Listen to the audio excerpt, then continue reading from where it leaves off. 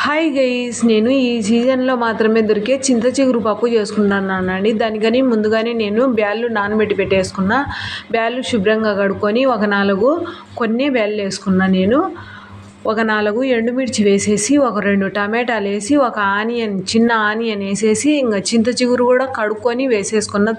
కొంచెం అంత పసుపు యాడ్ చేసి, తగినన్ని నీళ్ళు వేసి ఒక 4 విజిల్స్ రాణించుకున్నానండి. ఇంకా 4 విజిల్స్ వచ్చిన తర్వాత అది బాగా ఉడికిపోయింది.